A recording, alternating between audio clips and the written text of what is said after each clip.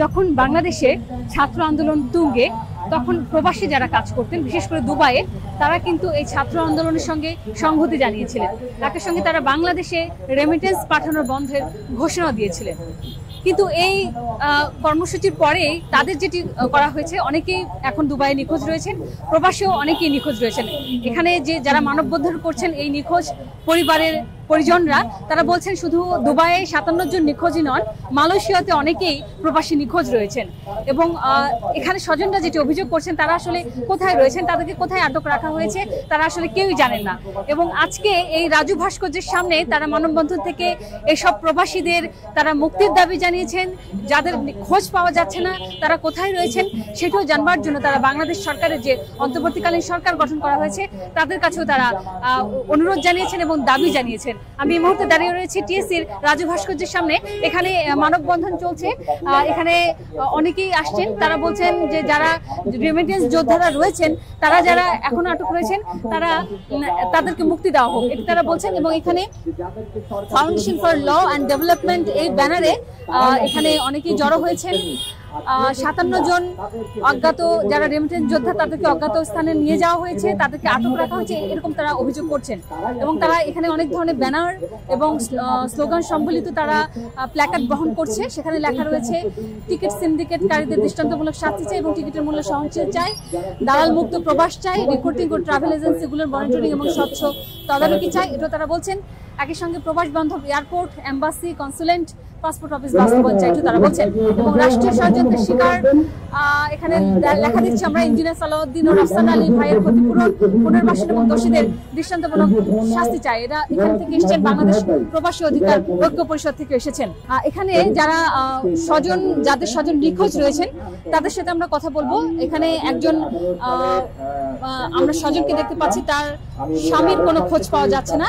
তিনি সুনামগঞ্জ থেকে এসেছেন এবং সেখানেও তিনি বলছেন যে সর্বস্ব বিক্রি করে লোন নিয়ে তার হাজবেন্ড প্রবাসে পাড়ি জমিয়েছিলেন, কিন্তু তারপরও এখন পর্যন্ত তার কোনো খোঁজ পাওয়া যায়নি। তিনি তার সন্তান পরিজন নিয়ে মানবেতর জীবনযাপন করছেন। আমার স্বামী এখনো আবুধাবিতে নিখোঁজ আছেন, ওনাকে এখন আমরা কোনো খোঁজ পাই না। তাই আমার বাংলাদেশ সরকারের কাছে এটাই অনুরোধ, আমার স্বামী এবং আমার স্বামীর সাথে অন্যান্য যারা আছেন সবাইকে সুস্থ সাধারণভাবে মুক্ত করার ব্যবস্থা করুক উনি। আপনার কয় সন্তান, কোথায় থাকেন আপনি? যে আমি সুনামগঞ্জ থেকে আসছি, আমার 2টা বাচ্চা, আমার স্বামীর ইনকামে আমার সংসার চলতো। এখন আমার পরিবার দেখার মতো কেউ নাই, বুঝছেন? খুবই অসহায় আমার পরিবার। আমরা বলতে গেলে আমরা দিনে আনি দিনে খাই। আমার স্বামীর যতটুকু ইনকাম ছিল অতটুকুতে আমার সংসার চলতো। আমার স্বামীকে আমার 2টা বাড়ি বেচা ওনাকে বিদেশ পাঠাইছি, কিন্তু এখন পর্যন্ত আমরা ঋণ পরিশোধ করতে পারি নাই। অনেক টাকা ঋণ করে উনি বিদেশে গেছেন, কিন্তু এখনো ঋণ আমরা পরিশোধ করতে পারি নাই। এখন কে নিবে আমার সংসারের দায়িত্ব আর কে ঋণ পরিশোধ করবে? তাই আমি আমার স্বামীর মুক্তির দাবি চাই সরকারের কাছে, ওইটাই আমার অনুরোধ। আমি আমার স্বামীকে চাই এবং আরো যারা আছেন কারাবন্দী তাদেরকেও মুক্ত করার ব্যবস্থা করুক উনি, তাহলে উনার কাছে এটাই আমাদের অনুরোধ।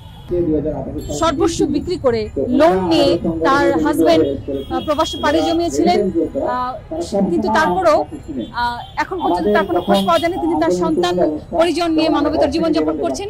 কিভাবে তাদের এই লোনগুলো শোধ হবে এবং কিভাবে তারা আবারও ঘুরে দাঁড়াবেন যদি না তার হাজবেন্ডের কোনো খোঁজ না পাওয়া যায়।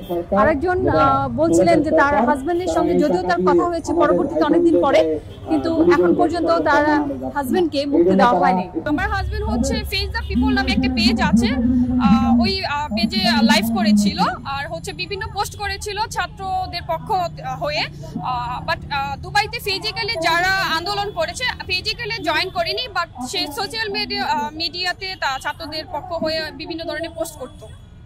আচ্ছা, এখন যারা বৈষম্য বিরোধী ছাত্র আন্দোলনের সমন্বয়করা আছেন তারা তো এখন অন্তর্বর্তীকালীন সরকারও আছে, তারা কি আপনাদের কোনোভাবে সহায়তা করছে কিংবা আপনারা কি তাদের কাছে এই অভিযোগগুলো জানিয়েছেন? এখনো আমরা ওইখানে অভিযোগ জানাইতে পারিনি, বাট এর জন্য আমাদের এখানে আসা যে তাদের কাছে পৌঁছানো, আমাদের এই দাবিগুলো তাদের কাছে পৌঁছানো, যে আমরা আমাদের এই 57 জন যারা আছে তাদেরকে বের করা, যারা এখনো নিখোঁজ আছে তাদেরকে মুক্তি করা, তাদেরকে খুঁজে ইভেন যারা আটক ছিল ডিপোর্ট করে দেশে পাঠানো হয়েছে তাদের কি হবে, তাদের ক্ষতিপূরণটা তো অন্তপক্ষে দিতে হবে। তাদের আবার যেতেও পারবে না, তারা ইভেন যে তাদের যে সংসারটা চলতো যার মাধ্যমে তাকেই তো পাঠিয়ে দেওয়া হয়েছে, তো তাদের কি হবে, ফ্যামিলির কি হবে?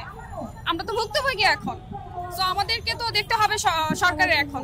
আমার হাজবেন্ড প্রবাসী, আমার হাজবেন্ডের নাম হচ্ছে রাফসান জানি। সে আটক হয়েছিল ওইখানে, বাট কেন আটক হয়েছিল প্রথমে আমরা জানতে পারিনি। ওইখানে হচ্ছে আমরা নিউজে জানতে পারি 57 জন দুবাইতে আটক করা হয়েছে, বিভিন্ন মেয়াদে তাদের শাস্তি দেওয়া হয়েছে, 3 জনের যাবজ্জীবন দেওয়া হয়েছে।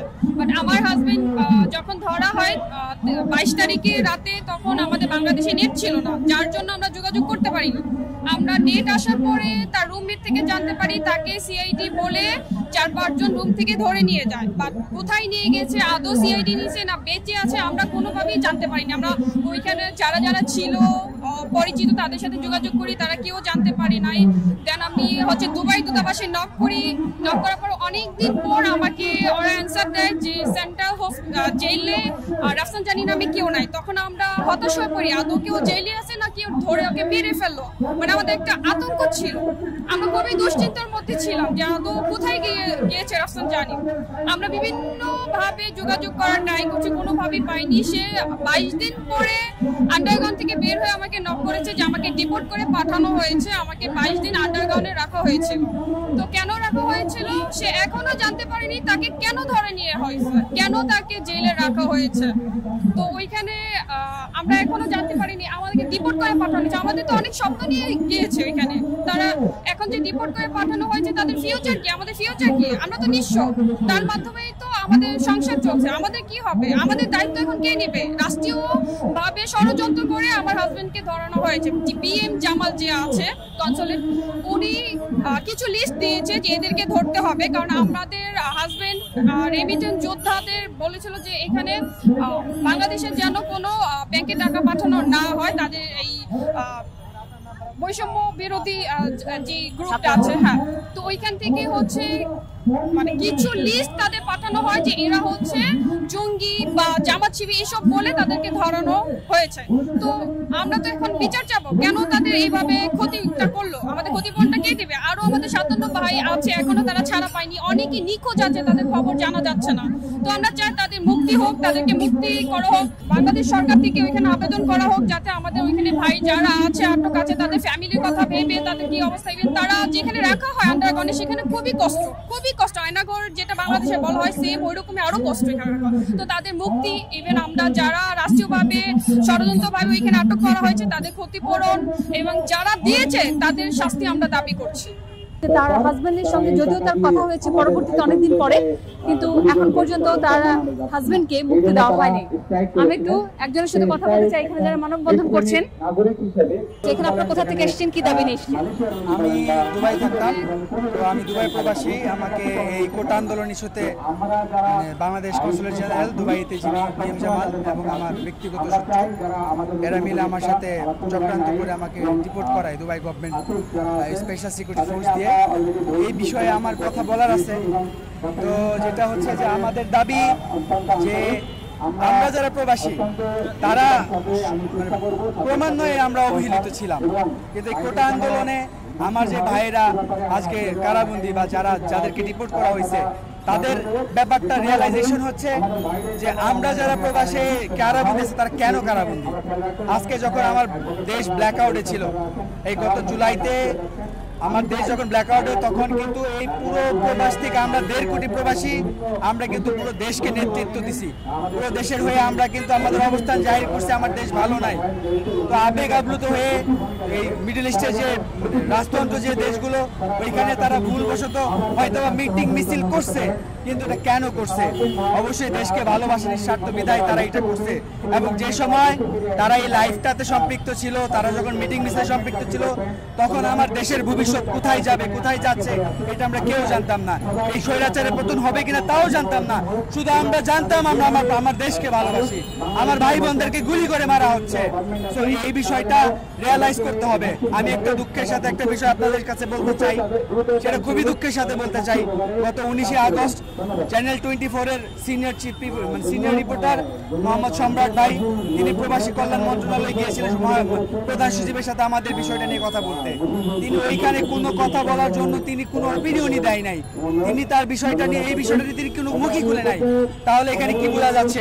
পররাষ্ট্র মন্ত্রণালয় ওইখান থেকে তাদেরকে কোনো ইনিশিয়েটিভ দেওয়া হয় নাই বিদায়ী তারা কোনো অপিনিয়ন দিতে পারে নাই। কিন্তু আমি এই অন্তর্বর্তী সরকার সহ পররাষ্ট্র মন্ত্রণালয় এবং জাতিকে স্মরণ করাই দিতে চাই আমাদের ভূমিকা কি ছিল। এই দেশ যখন ব্ল্যাকআউটে ছিল তখন আমাদের ভূমিকা কি ছিল? আমরা বাংলাদেশ বেতার এবং বাংলাদেশ টেলিভিশনের ভূমিকায় কাজ করছি, আমরা আমাদের দেশকে প্রতিনিধিত্ব করছি। এছাড়াও আমরা রেমিটেন্স যোদ্ধারা শাটডাউনের ঘোষণা দিছি, আমরা কেউ রেমিটেন্স পাঠাবো না। তাহলে আজকে যারা রেমিটেন্স যোদ্ধারা আজকে কারাবন্দী, যারা নিখোঁজ, তাদের ব্যাপারটা একটু গভীর উপলব্ধি করুন, একটু গভীরভাবে উপলব্ধি করুন। তারা আজকে যারা ভালো নাই, তার পরিবার কি অবস্থায় আছে, তাদের মন মানসিকতার অবস্থা কি, এবং যারা ক্ষতিগ্রস্ত তারা অবশ্যই এখানে কর্মচারী হিসাবে দায়িত্বরত আছে। তাহলে তাদের পরিবারকে টাকা দিলেই তাদের সংসার চলে। এমন অবস্থায় কাউকে 10 বছর, কাউকে 15 বছর, কাউকে যাবজ্জীবন জেল দেওয়া হয়েছে, কারো কোনো খোঁজ নাই। তাহলে এই প্রবাসীদের এত সমস্ত ইস্যুর মধ্যে আপনারা যে সমস্ত ইস্যুগুলোকে এখন গুরুত্ব দিচ্ছেন, এই গুরুত্ব দেওয়ার মতো অবস্থান আপনারা কিভাবে পাইলেন? আজকে প্রবাসীদের এই অবস্থা, এখানে আপনাদের ইনিশিয়েটিভ কোথায়?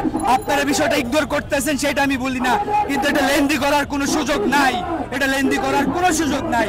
আমি যেটা বলতে চাই, মূলত আমার মূল বক্তব্য, এই প্রবাসী আমরা যারা এই বিষয়গুলো নিয়ে সামনে আসছি, আমাদের ক্ষতিপূরণ, আমাদের পুনর্বাসন এবং এই আমাদের সাথে যারা চক্রান্ত করছে তাদের জন্য দৃষ্টান্তমূলক শাস্তি স্বরূপ আমরা যে দাবি তুলছি, এইটা গভীরভাবে উপলব্ধি করেই আপনার বিষয়টা বিবেচনা করবেন। এবং আমার যে ভাইরা শহীদ হয়েছে তারা ভাগ্যবান, তারা অবশ্যই ভাগ্যবান, তাদের পরিবারের তালিকা করা হইতেছে। যারা অসুস্থ হসপিটালে তারা রাষ্ট্রের তরফ থেকে তারা চিকিৎসা পাচ্ছে, ক্ষতিপূরণ পাচ্ছে।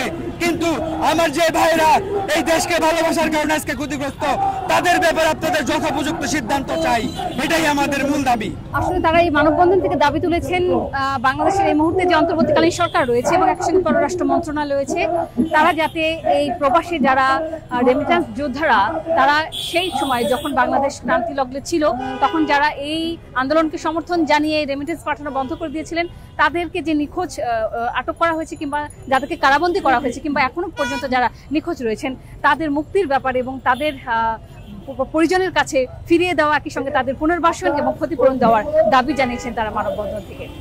মৌসুমী সুলতানা, রাজু ভাস্কর্য, টিএসসি, ঢাকা।